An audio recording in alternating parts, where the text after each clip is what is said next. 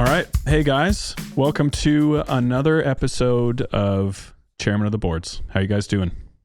Good. How are you? Very well. It's Good. a beautiful day in Tone Town as always. What's the weather like on your part of the drive there, Mason? In Tone Town. Well, it's always a sunny day in Tone Town. You know, we have our own unique microclimate where the air is perfectly crisp to allow notes to sustain as long as possible with a perfect amount of compression. Yep. And those distortion tones are just beautifully rounded and not too spiky. Yep. And there's no bad notes in Tone Town, as we all know. Yep. But thank you for asking. Yeah, I'm glad I could. I'm glad I have the space to ask, and I'm looking forward to today's chat. We're going to talk about, which I'm actually pretty pumped about, we're going to talk about red flags when it comes to gear, maybe some materials, and just things within kind of our gear builder world, red flags that we would love to be able to chat about and start a conversation around. So I figured I would, if it's okay, Brian, if I can be so bold, if you were, hypothetically speaking, if you're going to be having a conversation with a potential customer, what is one of the biggest red flags that you might encounter in a, let's say, a preliminary setting up, getting ready to get into a rig build? What's a red flag that kind of comes up in conversation with you that you'd like our listeners to be aware of to start the show off? No pressure, but it is going to be the first one mentioned in the episode today. I would say it. I actually have two, but the main one is actually like power supply related. So like Nice. You'll get guys who are like, I have 23 pedals, and I have a ISO 5 Voodoo Lab power supply. I'm like, that's not gonna work. Like I'm like, okay, well how you do that? Oh yeah, I'm splitting it with all these jumpers. I'm like, okay, well that's the first thing is we're like adequate power. Because not only are you going to overload or mess up your power supply and it's going to be super hot, but your pedals might not work properly. So that's a big part. You're starving. Oh yeah, my overdrive doesn't quite sound the same. It's like, well, yeah, it's like, running everything at half volume, half power for a lot of stuff. So that would be the first like red flag, and like someone wanting to set up is like Amazon Basics power supply or something that they got for $20, or they're running 20 pedals off of an ISO 5, but it's isolated, so it should be fine, right? It doesn't work that way. Like you have to have a power port, almost a power port for every pedal. Sometimes you can split certain pedals for power and stuff that are very low, but like anything that's overdrive or modulation or like digital effects, you're going to notice a massive difference in your overall usage of the pedal. Which actually, we could probably park here for a bit on power, because there is so much to chat about. Even if you take like red flags, or we call it best practices, however we want to go about it. But I totally agree. Even right now, I'm in the middle of a conversation with a guy. I just counted the units on his board. So things we're going to have to Velcro to his board. Most of those are pedals, MIDI controllers, expression, all that. 32 units that we have to Velcro or dual lock to his board. And my first thing there is power. Like, how are we going to make sure that we aren't going to cause more problems than help? Firstly, with power, because that's the main one. And so I think if we were to talk first about understanding your voltage, like I know, Brian, you've been doing some cables for like a quad cortex as an example, and powering that off like a Chalks power supply. You have to first know what voltage that pedal needs, and you can usually do that by going onto the website or looking up technical specs on the quad cortex. And then the other thing you also need to be very aware of, especially with these giant digital pedals, is current. And we've touched on this stuff in the past, but Mason, like you're awesome at this stuff. Do you want to chat us through like something like the quad cortex takes between 2,500 and 3,000 milliamps? How you would approach powering something like that off a power supply, or anything in that realm. Yeah, so for something like that's that high power, unquestionably, you're going to need to get a switch mode power supply instead of a linear power supply. And without boring you on the details of what the two distinctions are, the basics are that a linear power supply is usually using some sort of toroid style transformer, and this is kind of what you would have seen in the classic Voodoo Lab Pedal Power 2 is an example of a linear power supply. Whereas the power supply that most companies are moving to is what's called switch mode. And it's able to generate that power without using a big, heavy transformer like a toroid. And it's able to produce more power, more current in a smaller, more compact platform. The other advantage is that they work anywhere in the world. So you can plug it in Europe or in Asia, and it will automatically calibrate to whatever the input voltage is and make sure that the voltages coming out of the pedals or coming out to the pedals is representative of what it should be, whether it says 9 volts or 18 volts or 12 volts or whatever. As it relates to powering properly something like a quad cortex, you basically are creating a massive parallel cable that is basically acting as a current multiplier between each one of the outputs. So on a Chalks is at 9 volts, is the quad cortex 9 volts? 12. It's It's 12. So at 12 volts, the Chalks, I think, operates somewhere around 400 or 500 milliamps. It's more, the higher in voltage you go, typically, the more it drops down the current on any one particular output. And so you would need to, basically see, okay, well, how many 12 volt outputs can I make? Luckily on the Chalks, every output on their newer power supplies are able to be adjusted between 9 and 18 volts and anything in between. So you could set them all to 12 volts. I think they have roughly 40 or 400 milliamps. And then you're just going to do some easy, addition.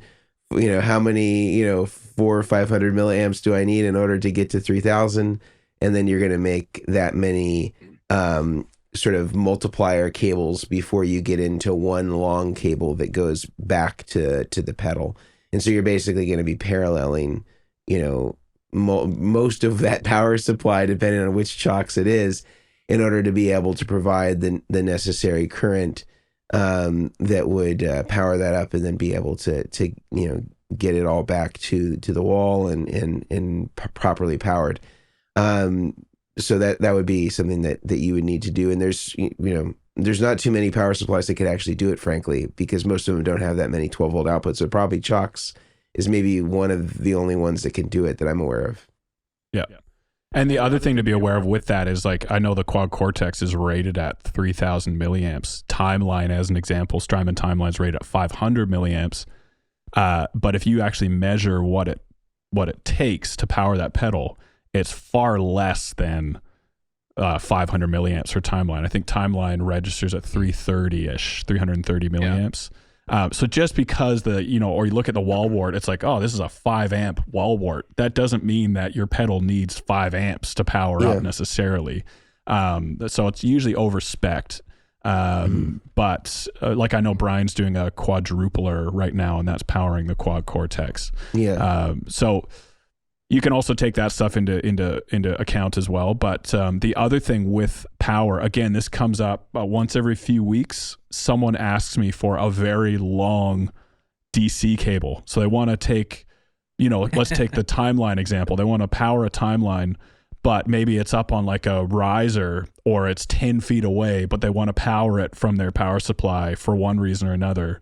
That's ages away. With DC voltage at the lower voltage as well, the lower in voltage you go, the more susceptible it's going to be to dropping that voltage over long distances. And so way back when we first started, we ran DC voltage through a snake. And why are our pedal boards, especially the high current ones, why are our pedal boards behaving funnily or oddly? It's because we were running a long DC connection. And so on a pedal board, a few feet, you're going to be fine.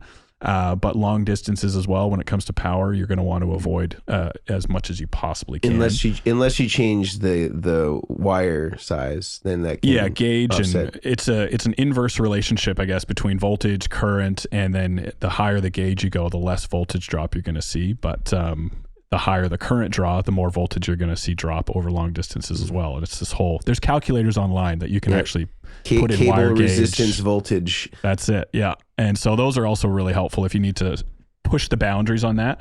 But any other kind of power related red flags you guys want to chat about before we move on?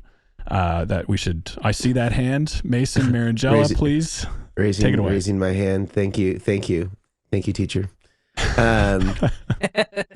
So one of them, as a pedal manufacturer that occurred frequently is, and I say this with full respect and admiration of Exotic, and that this was not a problem that they created. I think it was a customer related problem, but they had released these kind of modules, and I think other companies have done them subsequently, where it will convert a 9-volt output to an 18-volt. And it's like a little module with like a little, power supply, 2.1 millimeter pigtail off of it.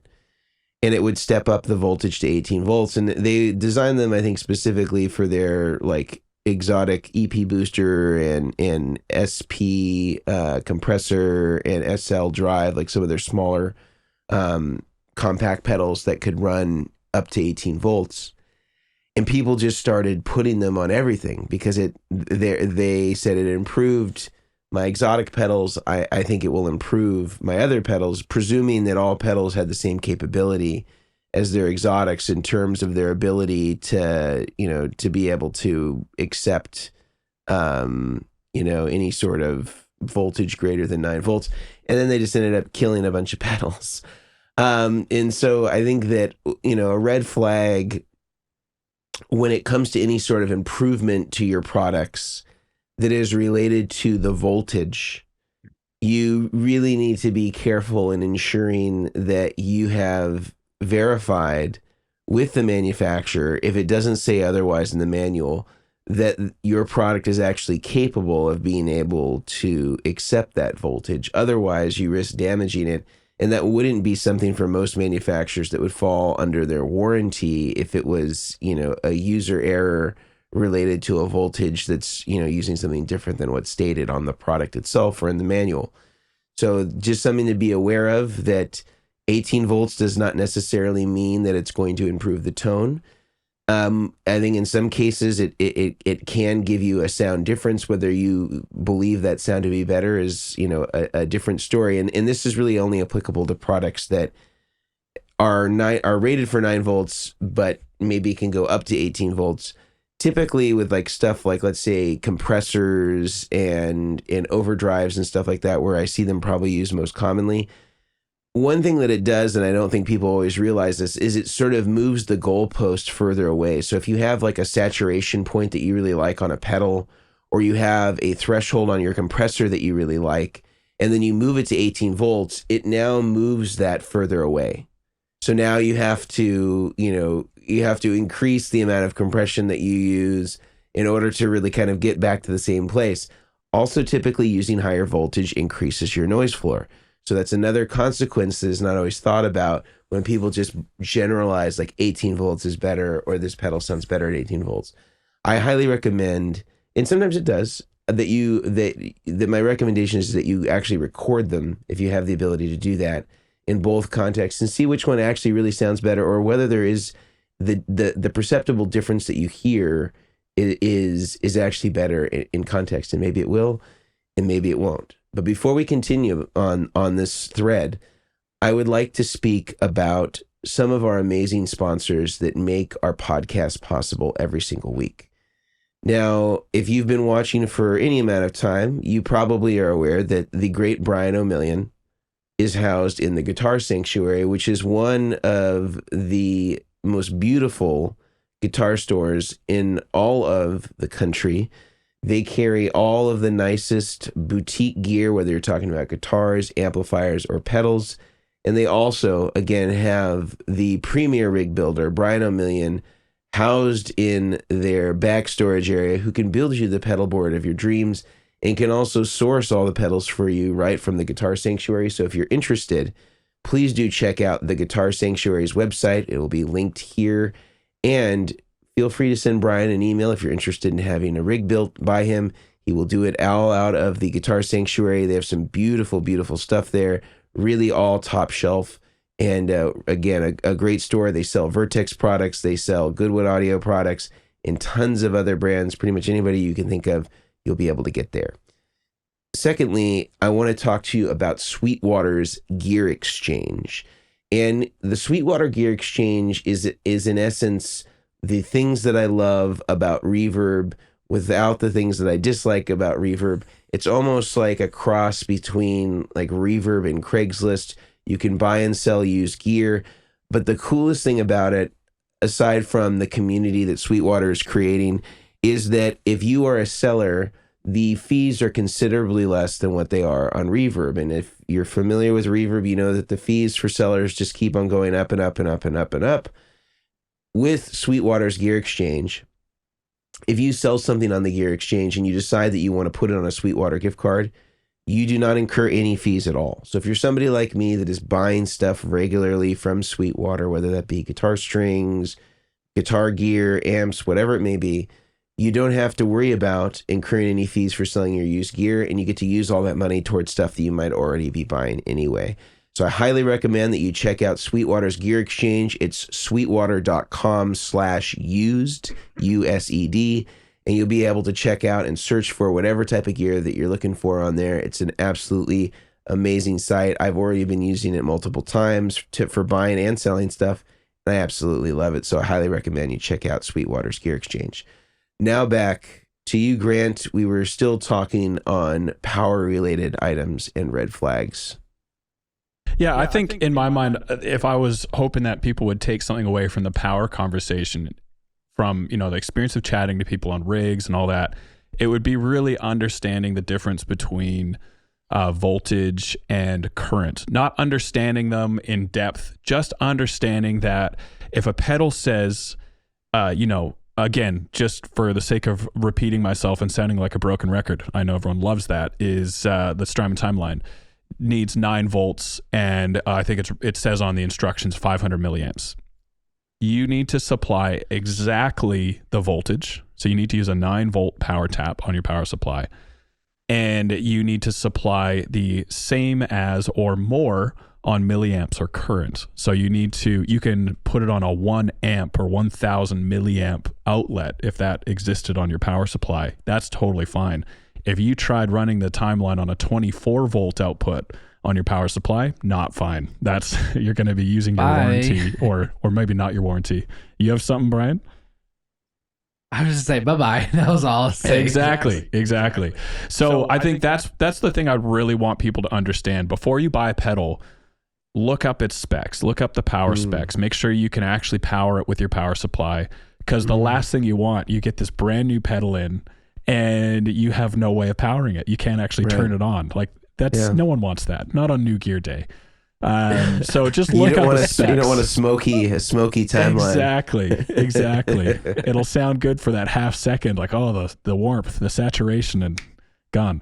So understanding that, I think with power, if you can get that as a starting point, hopefully that gets rid of a little bit of confusion for some of our listeners. That is a huge hurdle to overcome when thinking about pedal boards and power. Everything else you can kind of learn along the way.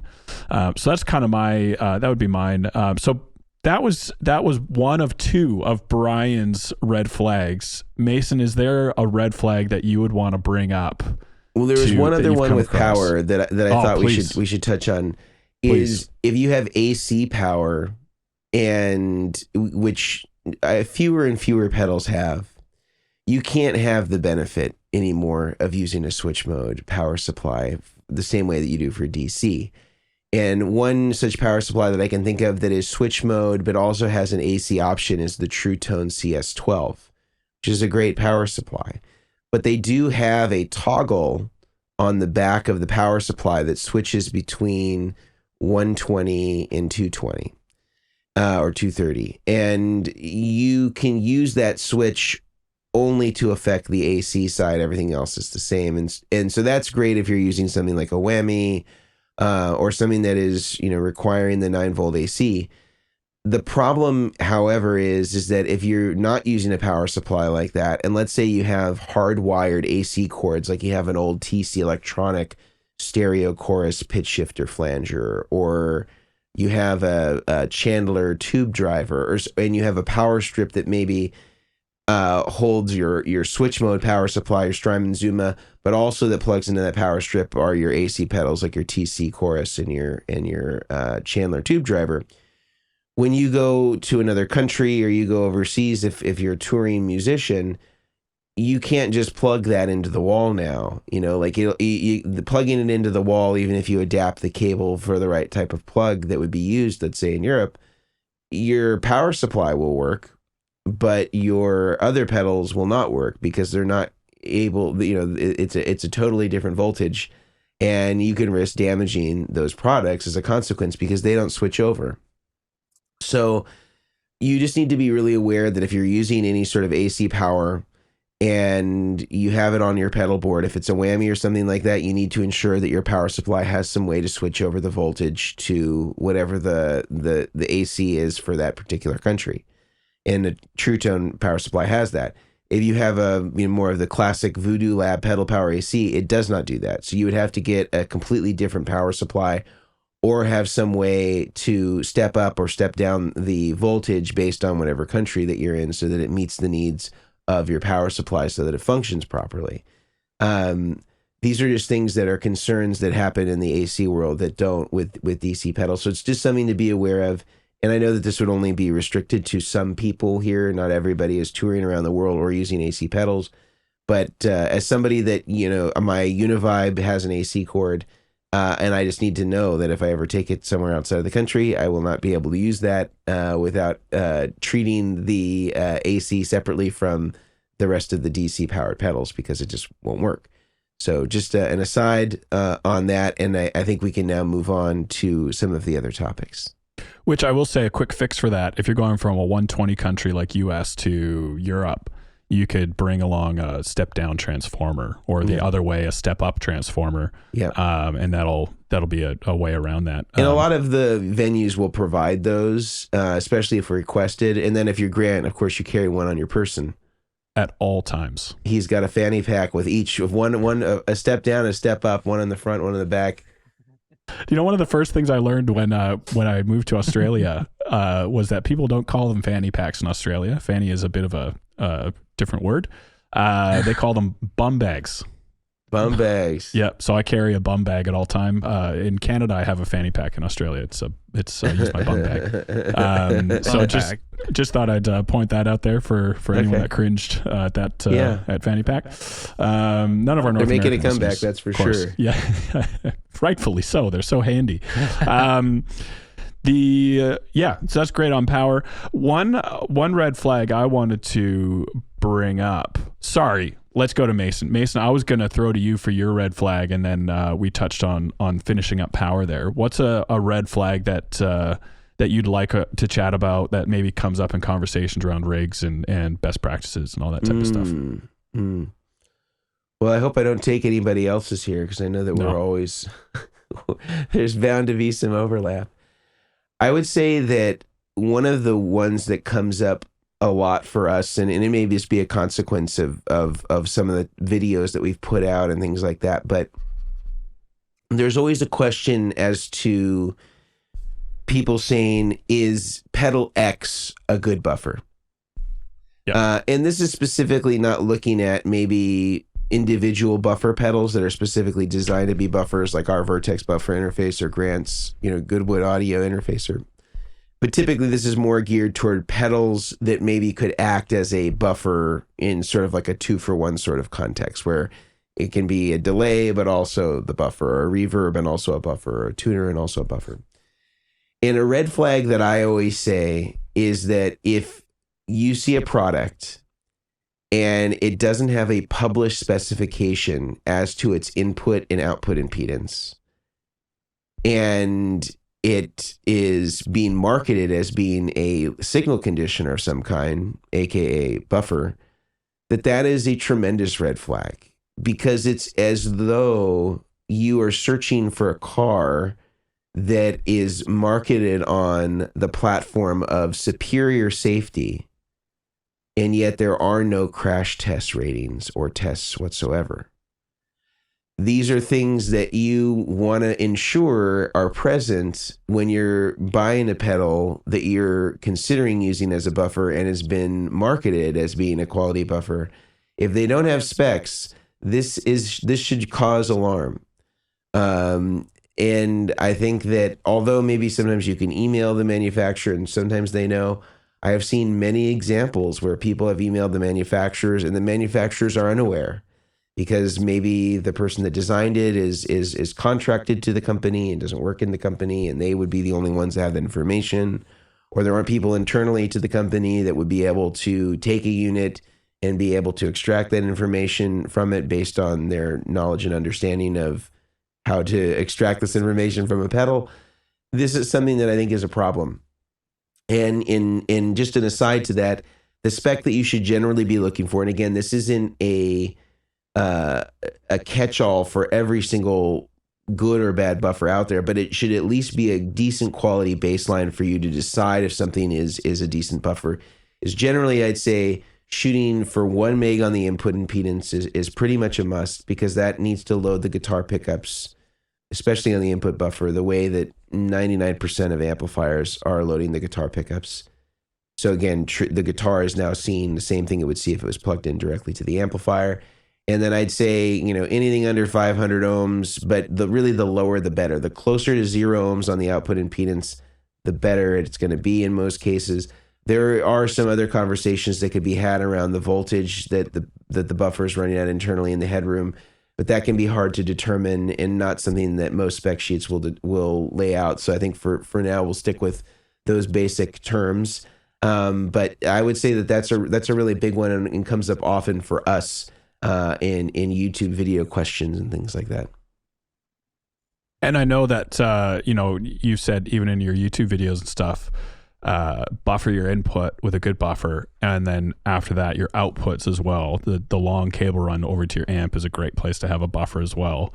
And I would assume, but correct me if I'm wrong, that you would also recommend people buffer the send and potentially also the return from their effects loop on their amp, depending on what kind of effects loop they have. As a general rule of thumb, would you say that's where you kind of sit or stand or so crouch? Input and output pretty much always, because unless you have something that's a really high quality buffer that's built in to a pedal, which most don't have, like I'd say 95% of pedals don't have quality buffers.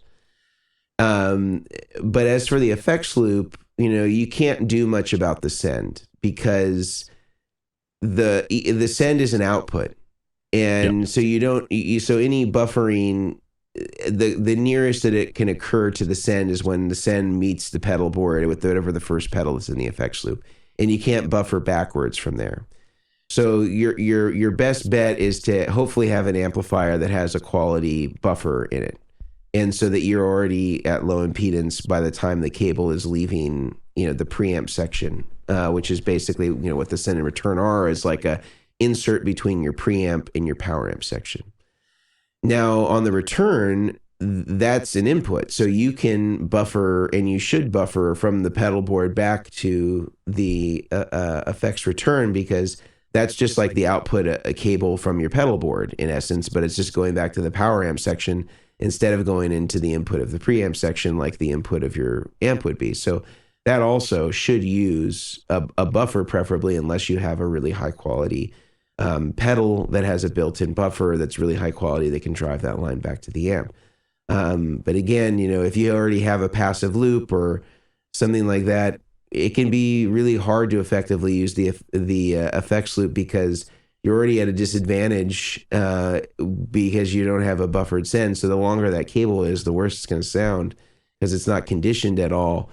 And there are some workarounds to that. There's a company that makes a product called the Kleinulator, and it's basically takes a passive loop and turns it into an active loop.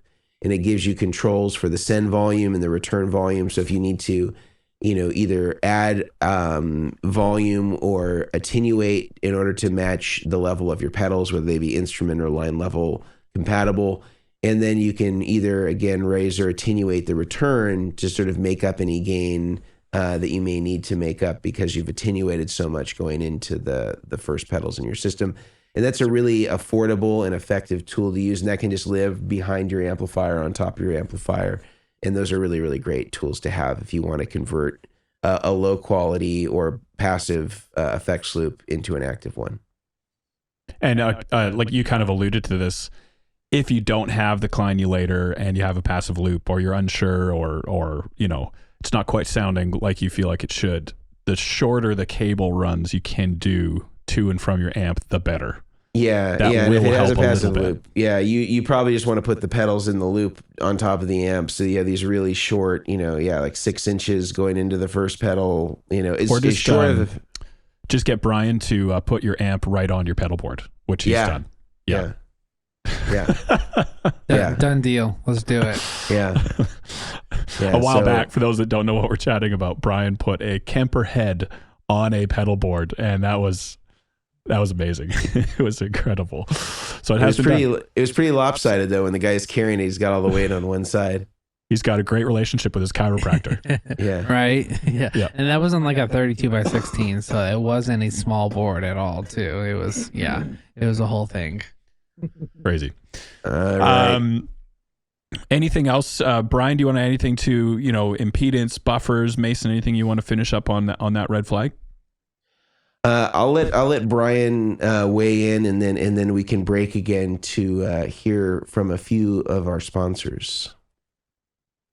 No, I mean I think Mason covered it for buffers and everything. I had the same thing about AC power when it comes to power supplies. I had a client that was ready to go, sent everything in, and when I got it, we had that big Digitech whammy pedal, and I was like, well, your power supply can't power it. He's like, well, what do you mean? I was like, well, it's not DC, which he did not understand what that meant. So again, it's, if you're going to get a pedal, just double check what it's going to take for power. That's a big thing, because the last thing that you want, we've all done it, and you order that pedal and it's going to be delivered on Saturday by 6:00 by Amazon, and then you're going to use it tomorrow for the gig. You're going to play for that song that you need that type of effect, but then you get it and you realize your power supply can't even power it. Like, that would suck. So I would just say, just do your history. I mean, that's or not history, not do your history, do your research. You can do history, learn your history. Learn your history and do your research. Yeah, exactly. So yeah, that's what all I would say. Nice. George Washington's teeth were made of wool, as they say. Right. History. I learned that in history. Yep. Thank you.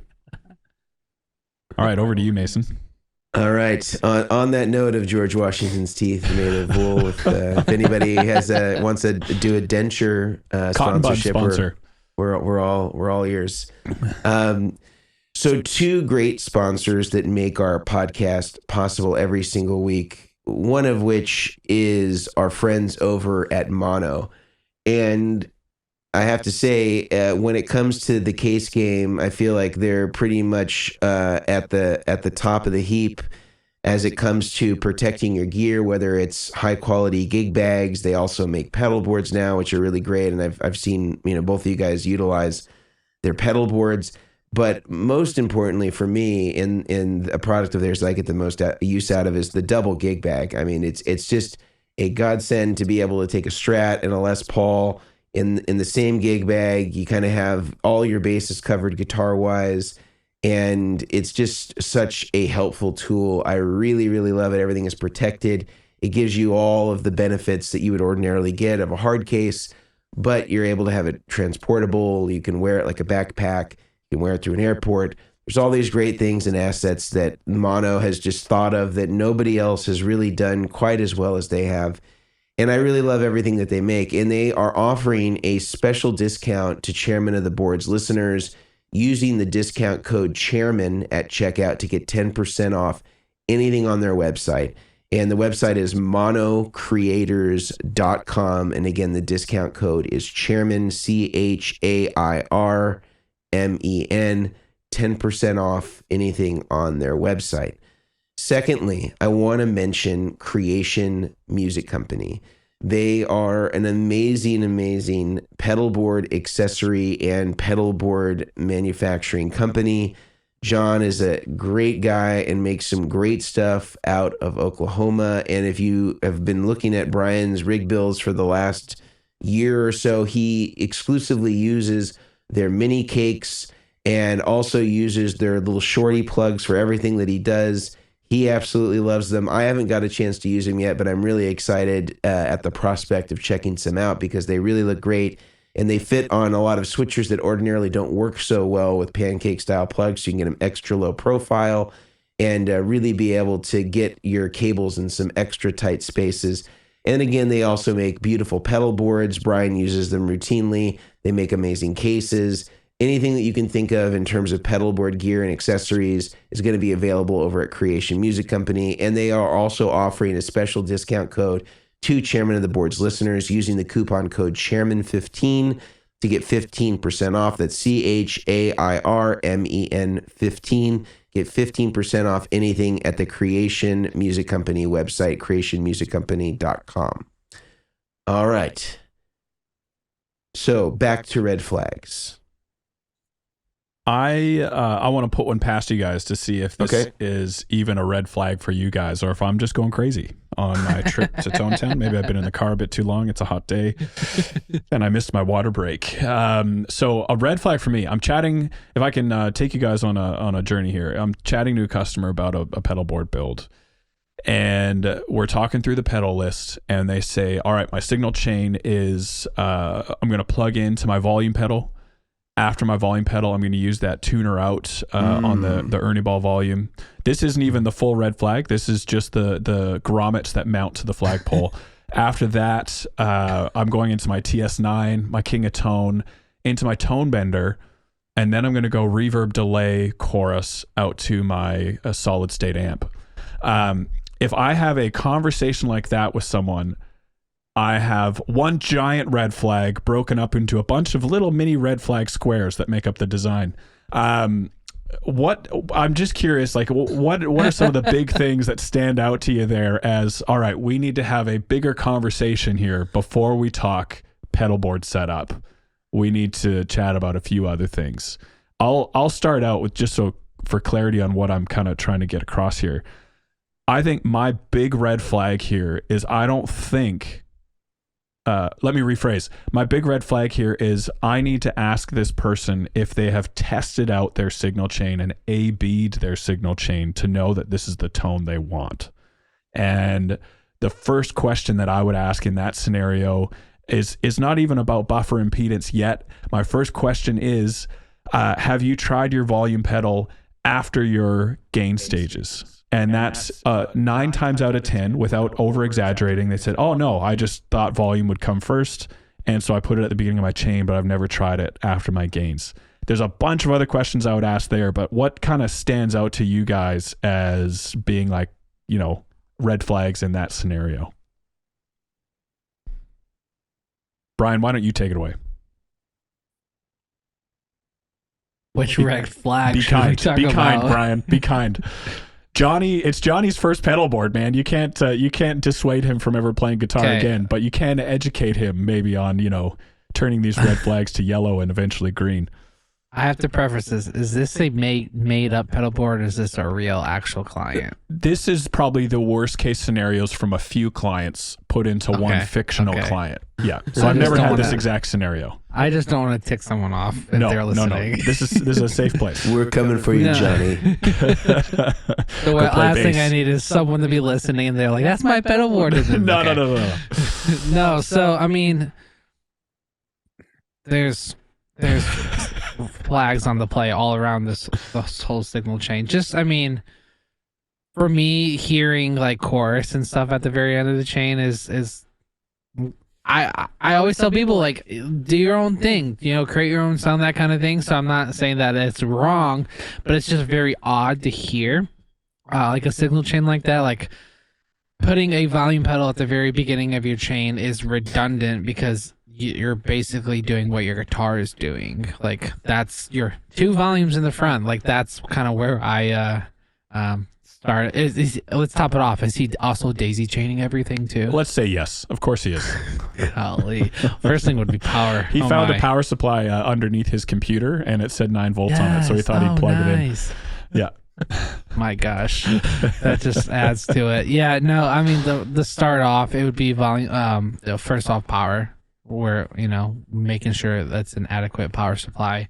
But and I'll ask people, I'm like, so do you have a suggested signal chain? And then they'll give their option. I'll be like, are you open to suggestions? And most people are like, yeah, I'm curious of it. I don't really know, because that's the thing is like so many people do signal chains so differently that there's like a suggested. We've done a video on it before. There's what we recommend for a signal chain, but I've seen people put it's a big thing, like compressors before or after overdrives, volume pedals before or after overdrives. There's all these different, well, some people do it this way, some people do it this way. It's not like the law of the tone road. Like, it's not like the speed limit is 65, you have to do this kind of thing. Like, you have to put your big sky at the very end of your chain. The guy might want it for some reason at the very beginning of his chain because it does something funky to his overdrives. I don't know.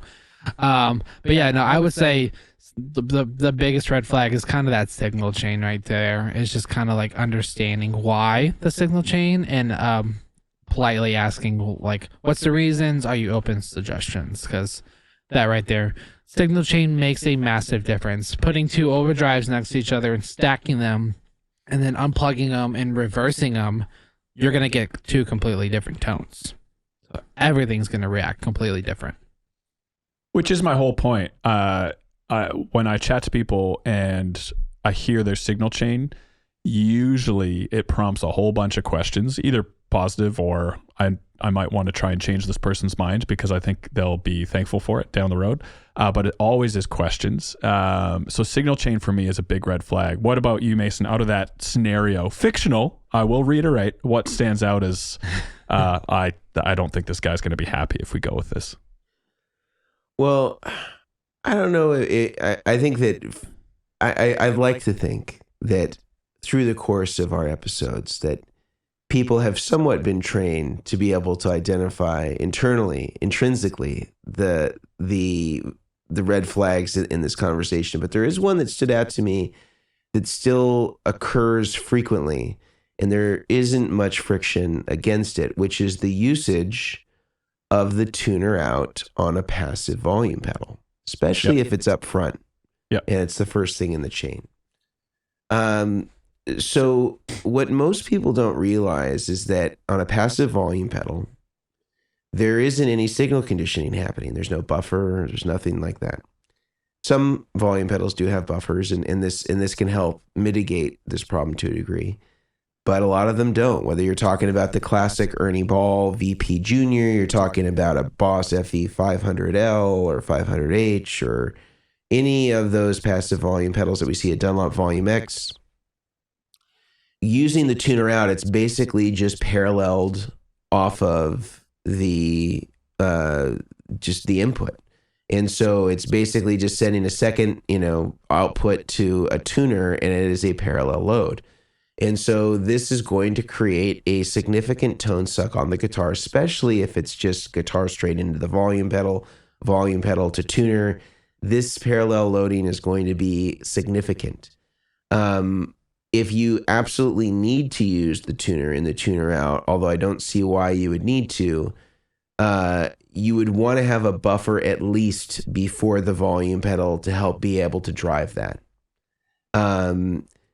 And preferably, and I think if you do the test, you'll see that this is true. In a lot of cases, putting the tuner in line with your signal path, especially if the tuner's true bypass, is going to be less consequential than the use of the tuner out. And of course, you can't have the tuner always on, which some people want that feature, and that's part of the reason why they use it. You'll of course still be able to use your volume pedal as you ordinarily would.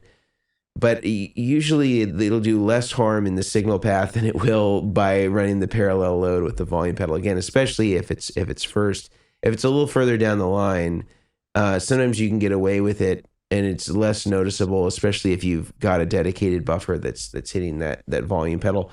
But if you really need to use it, I mean, the best way would be to have an active volume pedal. Something like a Lely would be a good choice that has, a high quality buffer and also has the option for a tuner out. That won't have any tone suck and will give you kind of all the things that you want. Love it. Great.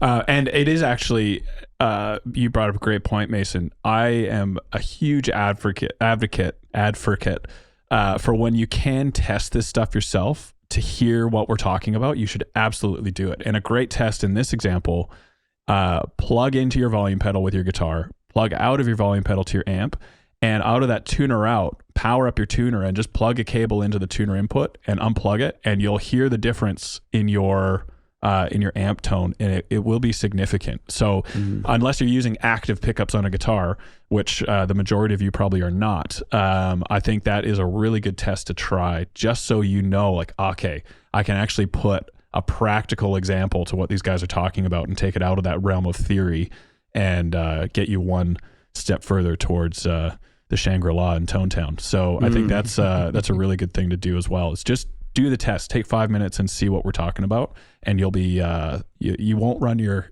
signal chain that way again. I can tell you that. The other red flags I had in that, the tone bender after a buffer or a pedal that is turned on. So a fuzz pedal, typically you want to see your guitar pickups. So you don't want to run, in this example, you don't want to run guitar into, let's say, a buffered bypass tuner into a fuzz pedal, then the rest of your signal chain. You would rather go guitar into your fuzz pedal, then into maybe your tuner or your overdrives or your volume, whatever it might be, if your volume was active in that example. Signal chain, like Brian said, huge difference on the order of your effects. And the other ones, I guess, just to quickly touch on them, you typically go modulation, delay, reverb, rather than, I think my example was reverb, delay into modulation out to an amp. That's probably less of a best practice, or you're going to run into issues, and more of a, this is just typically what people would use as a starting point, and you can manipulate it from there. But yeah, I think that signal chain for me is a big red flag. When I chat to people, I will never tell people this is wrong. I will always say, have you tried it this way? And most of the time they said, no, I never have. And then I'll give them a list of A/B tests. Try volume before and after your overdrives. Try modulation before and after delay and reverb. And I'll give them those tests. And sure enough, most of the time, I like volume after overdrives, modulation before delay and reverb, and they're happy that they actually took the time to figure it out for themselves and hear the differences on their pedal board. So signal chain is a big one for me. Should we come full circle? Brian, do you have number 2 ready to go of your red flags that you had alluded to early? I definitely forgot my second one. We were talking about everything that I had in my head. It'll come back to me. I just can't quite remember. All good. One thing I did want to comment on about the signal chain is that, like, if you have, if you set up your whole board or everything already before, and like everything's working, and you want to hear how the difference, if you have a switcher on your board that can do rearranging the order, the Musicons, the Boss, or the PVC6X, RJM stuff, like those, just move 2 of your favorite overdrives, like switch the places of them. Don't physically move the pedal, just change it in the software and hear the difference. It would be the same thing as like reverb. If you put a stereo reverb in the very front of your chain, your whole output signal is going to not be correct because stereo and the mono doesn't work. But if you just want to hear the difference right there, just do that. Or just rat nest, crazy Olive Garden, your cabling on a table and just plug them all in. I have to go back full circle with Olive Garden because I love their breadsticks and salads. If they want to sponsor, feel free. Shout out Olive Garden. Real right? Italians know. It was funny because last night, this is super off topic, my wife needed to go, she's a travel agent, so she had to go work. And I was like, just go to Olive Garden, take your computer, order the all-you-can-eat breadsticks and salad. And she looks at me, she goes, I can't. And she gives me that face. I'm like, what? She goes, I can't. It has gluten in it. I was like, oh, dang it. I forgot about that. And she's like, I could use some crazy bread right now. I was like, let's go get it. She goes, there's gluten in it. I was like, oh, my There's gosh. gluten in Okay. everything, man. I'm just digging my hole right now, telling her, go get breadsticks. And She can eat the salad. She could eat the salad, but the best part, that's Gluten why in the I eat an croutons. entire gluten. It's just everything. But I was just like, bread. I love bread. So Yep. Olive Garden, that's why I had to full circle that. Yeah. But yeah, no. So I would just say, that's to say, I was just going to reiterate that is like mess around with it. Here, make it as, experimental as you can, and you'll notice a difference. It's crazy. I've done it, volume pedal pre or post an effects like in the front of the amp or in the effects loop or like just different things. It's crazy how big of a difference. I think brings up a red flag for me that we don't need to spend time on, but a red flag for me is when people want to get a setup done and it's like it needs to be done right away. But I know that it's not going to be as good as if we could take our time going through signal chain, going through what's the best piece of gear and not trying to rush the process. Because if you rush the process, you have to make decisions based on theory, not based on actual example, taking the time to hear it for yourself. And so I think that's a great one that you brought up, Brian, is take your time, do the test, put in the work, be happy with the final result. Mason, do you have a second red flag that you are just itching, burning to tell us about? Or do you want me to go next? What are you feeling? Well, I would love for you to go next. But before you do, I'd like to tell you about two other great sponsors that make the podcast possible every single week. One of which is our friends over at Bestronix. Now, I get almost all of my pedalboard related equipment and accessories and materials from our friends over at Bestronix, also known as BTPA. I get all my square plugs from them. I get my dual lock Velcro from them. I get all my 2.1 millimeter barrel connections, RCA connections if I'm using chocks. I get all my cable from them, which is typically Mogami 2314 for all the pedalboard related builds. They really have everything there that you could ever want. If you are interested in building a pedalboard, you can get everything that you need from A to Z, all under one roof. And not only do they have all the major cable manufacturers that you can think of, like Mogami and Canary and Evidence, they also have a great in-house brand that is really, really excellent sounding, very low capacitance, and kind of competes with the Mogami 2524 and the 2319 is some of the more common model numbers of Mogami, but just really great place based out of Chicago. And they will provide a special discount code to Chairman of the Board's listeners using the coupon code DACHAIRS, DACHAIRS, and you get 10% off anything at Bestronix's website, store-wide, btpa.com. Again, using the coupon code DACHAIRS, you get 10% off store-wide. Now, secondly, another amazing sponsor is our friends over at Pedal Genie. And Pedal Genie, as I've said repeatedly, is like the Netflix of guitar pedals, where you can essentially choose pedals that you're interested in trying out, and they will send them directly to you at the comfort of your own home. It's like renting pedals every month, getting to try out the new pedals that you're interested in but aren't quite sure if you want to buy. You get to try them with your own gear at the comfort of your own home. You don't have to worry about any sort of return policy or whether if they get stepped on by your cat that you're no longer going to be able to return it because it now doesn't look like it's in as new condition. All of those problems are absolved. These are this is an amazing service, and I think it's a great way to check out stuff and not have to worry about buying it again, getting to use it at your leisure with your own gear on your own time. And they have several different tiers of membership, so you can choose how many pedals you want to check out at once, and you can return those pedals, and then you get the next group of pedals that's on your list that you've prioritized in terms of the most desirable to least desirable in your order of effects that you're interested in trying out. You can try it out for a couple months, you can try it out for a year, whatever it is that you want. And they're offering a special discount code for our listeners, which gives you 50% off your very first month using the code BOARD, BOARD, 50% off your first month, no matter which tier you choose. over at our friends at Pedal Genie. That's pedalgenie.com. And again, the discount code is board, 50% off your first month. All right. Now back to red flags. There was one that I was going to say, but I feel like I've done a lot of talking today. Let's allow somebody. I'm surprised this hasn't come up yet, frankly. And I talk about it, frankly, too much. And so it'll be better if somebody else, it takes the hit on this one. I got it. I know exactly what you're talking about. People that don't drink triple filtered water. Yes. It's an issue. It's a red flag. Like, what are you putting into your body? Yeah. You don't prioritize hydration. Where are you? Exactly. Right. Yep. I'm surprised though Brian's not drinking liquid IV. He's really hydrated.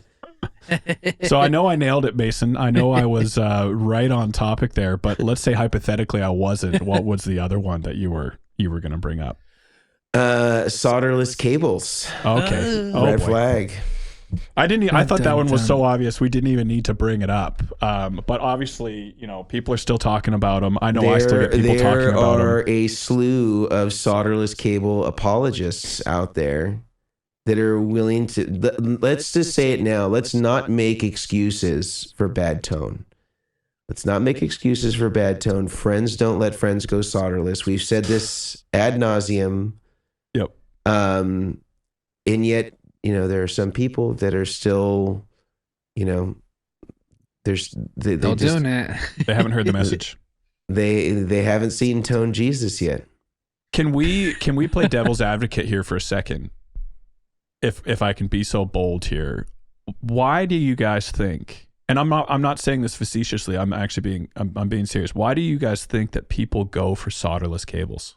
Like, they are a better cable as far as performance goes. Once it's installed on your pedal board, soldered cables are better as far as once they're on your board installed, they will last longer. You aren't going to get the crackle. They're harder wearing, all that. So why is it that people would go for an inferior, in air quotes for people listening, an inferior product? Well, I mean, I think it comes down to affordability for the person. They have a budget set and they've blown 99.9% of their budget on pedals. So they got that 0.01% that they now need to buy cables, which, the last thing you want to cheap out on are the audio cable that sends all of your signal down. I mean, it's like cheaping out on tires on your car. Like, you get crappy tires from this guy who sells them out of his garage for a quarter of the price as new ones. Like, you're gonna run into an issue. And I've done that. I've bought cheap tires before, and a month later had to replace them because they were so bad.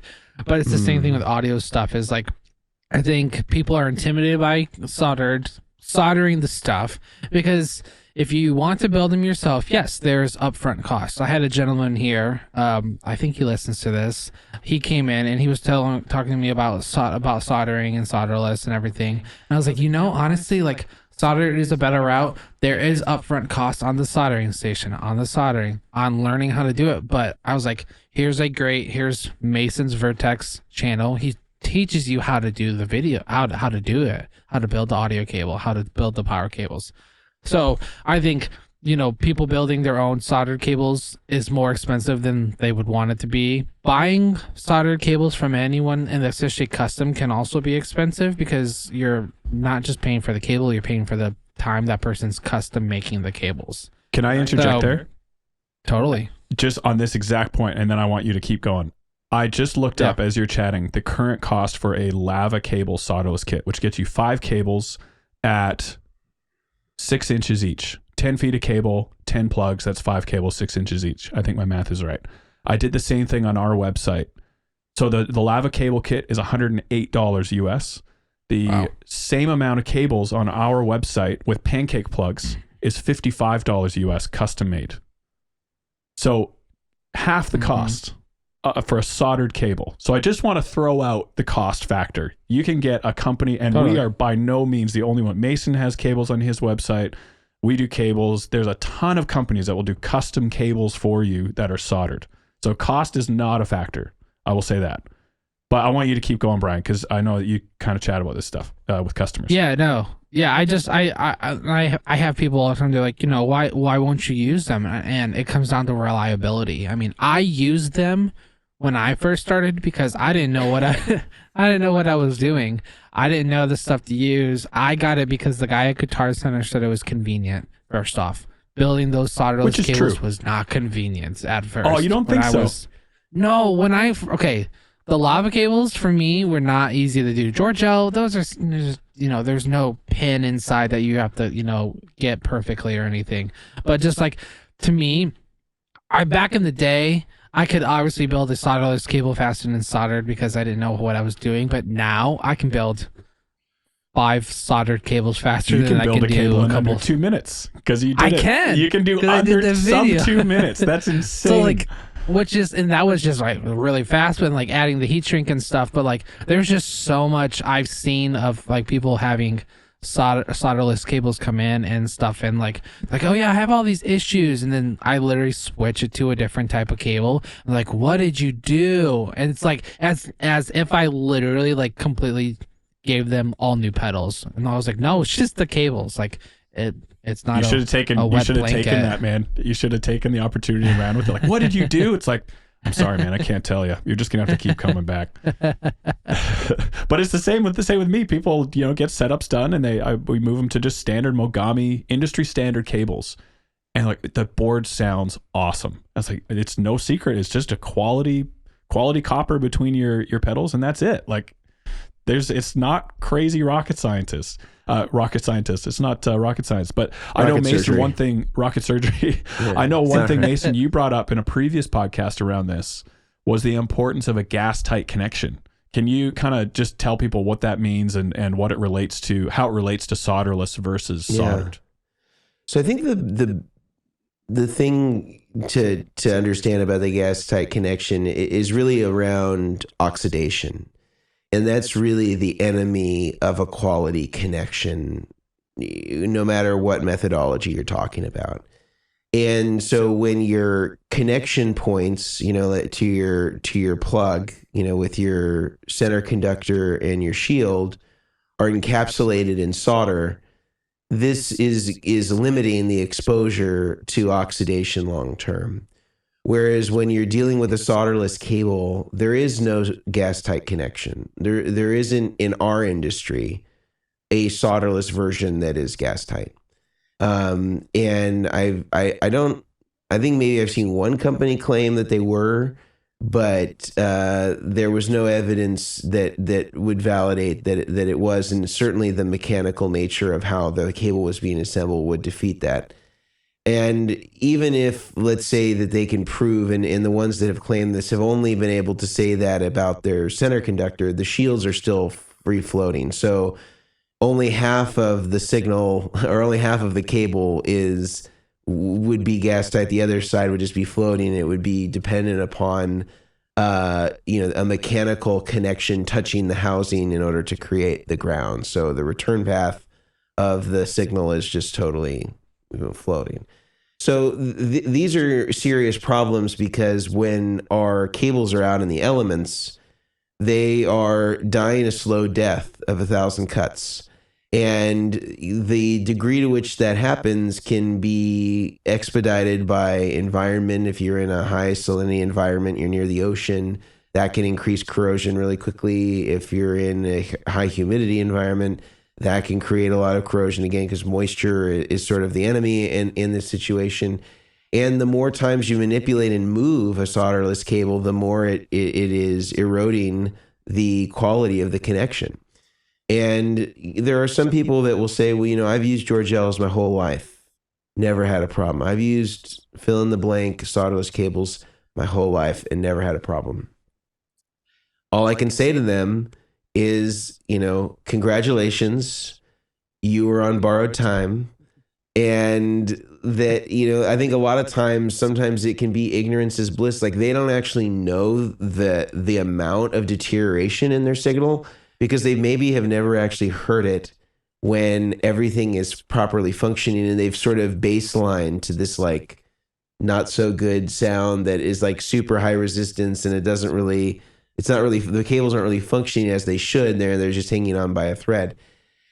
But I agree with everything that Brian said. I think that the point of entry in terms of having to buy a soldering station and solder and some sort of like third hand to kind of help with the assembly, so maybe a cable tester, this is to do it right, it can be several $100s, and it sort of defeats any savings that you might get by soldering it yourself versus the solderless system. And I think that obviously some solderless systems are better and more reliable systems than others. I think that of the solderless systems, probably the Evidence one is the best. And I think that they get a lot of credibility when there's well-known people in the industry, one in particular that uses those cables exclusively. And so I think that maybe it lends a little bit more credibility in a professional setting to how often or frequently they're used, when really whether you're talking about any of us, LA Sound Design, Exact Tone, Dave Friedman, Robert Bradshaw, you never see these guys touch solderless ever. And unless they're removing them from a pedal board. Yeah, unless they're removing them from the pedal board and then they wash their hands promptly afterwards.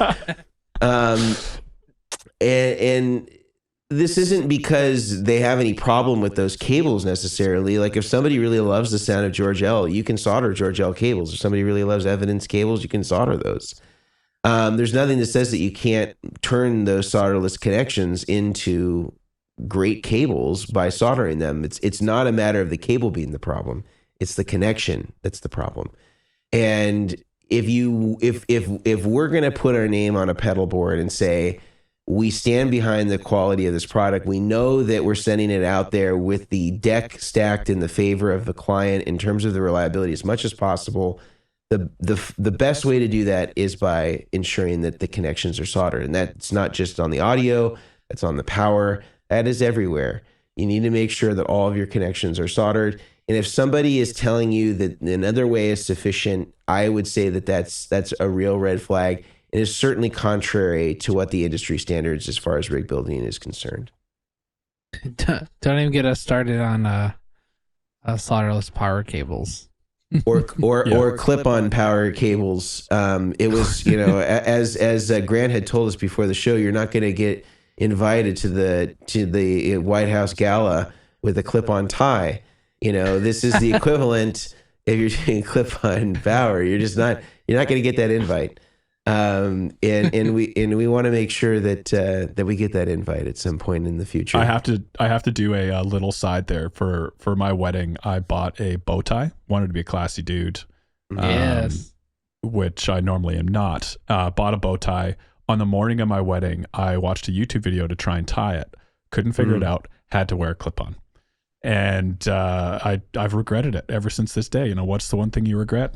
Clip-on tie at my wedding. Why would I do that? But sometimes that one got me out of a jam. That was probably not the best story to back up solderless cables, because I don't back up solderless cables. But for that one day, it got the job done. I will say, for the solderless cables, they are pros for solderless cables. They will fit in areas that a soldered cable would take up more space. Like a short body straight, which is a soldered plug, is quite a bit longer than the equivalent size solderless. Being able to quickly cut the lengths of a solderless cable is handy. Mm-hmm.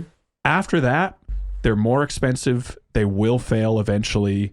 And you can't do the specialty types of cables that you now need for today's common pedal board. Correct. You can't do TRS to dual mono. Solderless MIDI. Let's go. Let's go.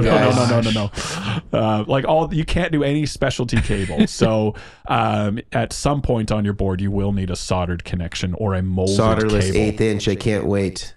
Oh man. Oh my gosh. So yeah, the solderless, I would say, if you can at all avoid it, I would strongly, all of us would strongly encourage you to do so, which actually brings it to, I would love to do a rapid fire round of red flags, because I know we're running out of time here. Can I add one thing? Yes, Brian. I would actually love that. No. It's about solderless. One thing with solderless over soldered is that most of the solderless cabling, the cable is significantly tougher, like to like Yep. it's not as flexible. So like 2319 or 2528, 2314, it's all very flexible. You can manage it, and I'm using my hands, I don't know why, but You spent too much time at Olive Garden. I guess so. Can I get some more breadsticks? More. No, but like doing cable runs, and people are always like, how do you get things so clean and stuff? Like having a flexible, good standard cable right there will allow easier flow and going up in the bridge. If you use solderless and you're going up to a bridge and you're bending that really tough solderless cable and it's opening and closing and clamping, like there's just so many issues that can happen. So that's another big thing with solderless that I'm not a fan of, is just how thick the cable, and it's like, they think it's a strong cable, but it's just not very flexible to work with. So I want to go back to the rapid fire though. Sorry. Okay, rapid fire. The solderless cables kind of lends itself into my first one. That's a rapid fire one. Would be inexpensive rig builders is a big red flag for me. Goodwood Audio. I don't want to speak for you guys. I know Mason isn't doing rig builds at the moment. Brian, obviously you do about 10 or 12 a week. That might have switched to a day. Sometime. Brian does a lot of rig builds. We are not the cheapest on the market by far, but time and time again, I have people going to a much less expensive rig builders than what we would charge. And inevitably, that person comes back to me with their issues because, usually the people that are quite cheap, I would say this is a fair comment, they have just started and they aren't factoring in the fact that rig building is very time intensive and therefore expensive. So that's a big red flag for me, is people that don't charge for their time appropriately for rig builds. And I know Mason would probably still say I'm cheap, and Brian is charging too little as well. But we are not charging $10 to $20 an hour. We're charging a lot more than that. So if you're getting a rig quote for, let's say, 10 pedals and it's under $500, that's a red flag in my mind. That would be my first rapid fire one. Anyone else have a quick red flag you want to touch on before we finish? Yeah, I mean, I'll go real quick. I'll say option. I call it the options galore kind of concept. Is that someone's like, I have a switcher. I need to utilize every single jack, every single MIDI connector, every single thing on the back of every pedal. I want to use the left and right in, the left and right out on the big sky. I want to use the expression. I want to use MIDI in, MIDI out, everything on the back of the amp, every single foot switch. I'm like, why? Well, because I don't want to not have the option. Like, you're gonna bury yourself in options. Like, I just did one with a client, and he was like, build me the best pedal board you can. And like, we started coming up with all these ideas, and then I started talking about the programming of it, and it was probably 20 something hours of just programming all these functions that we were coming up with, which were cool. But when you come down to it, it's like, okay, you have to learn this computer based system basically in order to even play with your pedals or anything. So like, don't get over, like, I like, don't get caught up in having every single option. Well, what if it's the what if, like, what if I need that? It's like, you have MIDI, you don't need MIDI and quarter-inch channel switching on your amp. Like, there's a reason, that kind of thing. So I would say that is my rapid fire. A lot of things on that recently I've been telling customers is, I can't remember the guy's name that came up with this, Pareto maybe, the 80-20 rule. Put on your pedal board the things you're going to use 80% of the time, and put an insert loop in there for the other 20%. Like, just patch them on the side of your board. Your board will be significantly smaller, therefore lighter, less expensive, easier to troubleshoot, easier to program, because you did something, your take on whatever the 80-20 rule might be for you. Do not build a pedal board with every option. You are going to play less guitar and do a whole lot more of just troubleshooting and programming because of it. So I think that's awesome, Brian. That's a good one. Mason, any rapid fire ones? One that I think is a lot of people fall into this trap is purchasing pedals based on the promise of them being able to do more than is really possible. And I think it's especially true of analog overdrives. And some people are like, it could be a clon, it could be a tube screamer, it could be a blues breaker, it could be a tube, like, it could be like every single overdrive. And all you need to do is like turn this knob or switch these faders. And I mean, I think that like we need to evaluate overdrive and distortion pedals on the efficacy of the thing that they are. You know, like this is not to say that something that is a Swiss Army knife overdrive can't sound great and can do a lot of different sounds.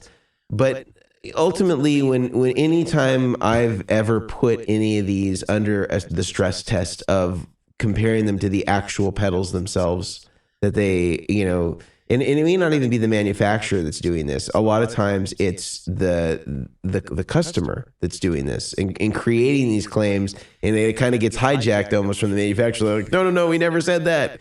You know, and the customers kind of created the storyline that's kind of independent of anything the creator ever said. Is that these things don't hold up. They don't sound like the other things. They kind of sound like approximations or close, but you can also get close with, like, you know, a lot of other overdrives too, to get them to sound sort of like a Klon or sort of like a Tube Screamer, sort of like a Blues Breaker or whatever it is. So I would just say be reticent about any claim, especially as it relates to analog overdrives and distortions, where you can buy one and it's going to satisfy all of your overdrive and distortion needs in one pedal. None of them can really do it. You still need, in my opinion, to get individual overdrives of the sounds that you really want in order to maximize and get the closest to those sounds is getting the pedals that are closest to those sounds, not to get the thing that has, you know, an amalgamation of all the different, you know, pedals, and it just has a rotary knob that gets you there. Yeah. Awesome. I like that. My last one that I have, I don't know if you guys have any last ones, but I have a, I don't want to say hate, strong distaste for no-name Velcro. Anything that isn't, you know, Velcro brand or 3M usually doesn't hold up, especially over time. But even the first time you connect the Velcro together, it's usually wobbling and about to fall off. So no-name Velcro is a huge red flag for me. Do you guys have any other ones to finish us off before we're done for the day? All right. Last one I can think of is cheap power cables, or sorry, cheap audio cables. Even sometimes ones that have name brands but are using cheap plugs. I found that some people have delivered in, you know, again, I haven't been building rigs much lately, but many years ago, people would buy like cheap plugs on Amazon and would want to reuse them. And they had Mogami cable soldered to them, but they would only solder the center conductor just with whatever the lug was that was to the tip. And then the shield would just be braided and folded onto itself, and then would be relying on the, you know, the mechanical connection of the housing to create the ground. And that's unadvisable, I think. But furthermore, you know, the cable is really negligible, right? To get Mogami cable, it's like, you know, 40 cents or something like that a foot. The plug is really the expensive part when you're talking about, you know, buying a fully made cable. So you can get something that says it has Mogami cable and is using like the cheapest possible plug that's, you know, just terribly made and is not going to hold a connection well, or is not going to be assembled well. So if you're buying Mogami cable, make sure that whatever you're getting online is actually soldered to something that's like legit, you know, like whether it be a square plug or a Creation or a Neutrik or a Switchcraft, like that's going to be reliable, right? And it's going to be using a good quality cable. If you use a good quality cable and the connections suck, you might as well be back at solderless. You know what I mean? So it's not really that valuable. The other thing along those lines are the male-to-male connectors, which are just like one continuous male plug. Oh, yeah. A lot of people will use these on pedals that have the same jack orientation so that they can just like plug pedals in side by side. If you're putting them down on a pedal board with Velcro, first of all, these typically have more capacitance than a 6 to 10 inch cable anyway. So it's not like you're saving any sort of like tonal aspect by having this straight connection. And I've measured them on many occasions. But furthermore, because it's now tied like two pedals together, when you try to remove one from the pedal board, it can damage the jack on the pedal and or the plug, because they're basically now like merged together with this metal piece that's holding them in place. And so they generally can do damage to the pedals, and you have to be really careful when you're removing pedals that are connected with it because you have to move both pedals like at the same time in the same exact sort of angles to not damage or put any stress on the jacks or on the plug. So I don't recommend using those. Love it. Are we red flagged out, or do you have one, Brian? I got one. It's not a red flag. It's kind of a red flag because this is actually, yeah, okay. So it is a red flag because it's happened more than once. Nowadays it's very common to do the direct in option, ACS1, Iridium, whatever it is. And that's great. The HX Stomp. I think there's a little bit of a confusion with some units where like the HX Stomp, you can do a TRS quarter inch to XLR. And you obviously don't have like a ground switch. So anytime I had an HX Stomp, I had always run into a direct box because of the ground that was in the box and everything. But I've had a few clients that have been like, this is my pedal board and I'm running out of an ACS1 into a system. So I automatically just assume like they're running it into a direct box. This guy I was talking to goes, yeah, I bought these special TRS to XLR cables on Amazon. So I'm running quarter inch out of my ACS1 into the system, and that's all I'm doing on it. And I've had this one, I'm running out of my board directly into a direct box. I'm like, okay, then what is your amp and cab sim? Oh, I don't have an amp and cab sim. I'm just running directly into a sound system.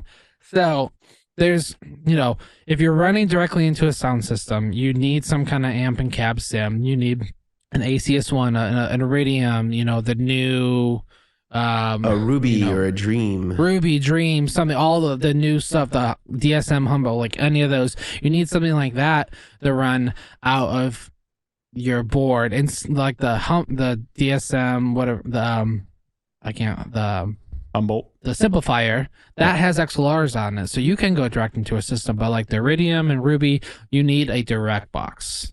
So when you're done with your end of your signal chain, if you don't have an amp sim and you're trying to go direct, you got to get an amp sim. If you do have an amp sim, you need to run into some kind of a direct box so you can convert the quarter inch to XLR. Also have the ground lift option. So I've unfortunately have run into that a lot lately, where people are just running directly in because they want to do the direct option without realizing that they need, they actually need an amp cap sim, or they need to go into a direct box of sorts. So that would be mine. Nice. That is a big red flag. The one that you just brought up as well. Cables that convert an unbalanced signal to a balanced signal. You are not converting. You are not. Yeah, it's a false misrepresentation. It's just like running a guitar cable to the destination. You just have a connection in the middle. So yeah, that's huge. Even one example that does come up on that vein, Brian, is the HX Stomp. You can use the left and right outs as balanced from the HX Stomp, but what people don't realize is that you're missing out now on ground lift. I don't know if HX Stomp can correct phase on the outputs when it's balanced or not, or polarity, but I don't think so. Yeah, I don't think it can either. So you're missing out on a couple important things even when you do that option as well. So but that's it in my mind for red flags. I don't have any more popping to mind now that we're finishing up. Any final words from you guys? Well, if you have any red flags and you're listening or watching the podcast, we'd love to hear from you in any of the commentary. If you're on YouTube, that'll give us an insight as to other places where we may be able to circle back in the future about red flags, or it could just be good for the benefit of the community of anybody who's watching this. But also, if you are enjoying the show and you haven't had an opportunity yet to write us a review on iTunes, they are incredibly helpful. And in fact, it's the best free way to support the podcast is by writing us reviews on iTunes, because that seems to be, from my understanding, my limited understanding of how the podcast world works, is that they all kind of look at whatever iTunes is reporting, and then they kind of rank order the quality of the podcast accordingly. So if you like what you're hearing, if this is a topic that is of interest to you, please do write us a review on iTunes. You can give us any star rating that you want, from 1 star to 5 stars. As long as it's honest, that's all we care about. And, we are the #1 music-related podcast in Bangladesh. Thank you. So shout out to all of our listeners from Bangladesh. And hopefully we can continue to be in the top 10 in our category in other regions as well. Awesome. Thanks, guys. Good chatting. I'm going to put my red flags away for now. They're getting packed away into the back of Bolster the those trunk. flags. And we'll see you guys next week for another podcast. We'll see you at Olive Garden. All right.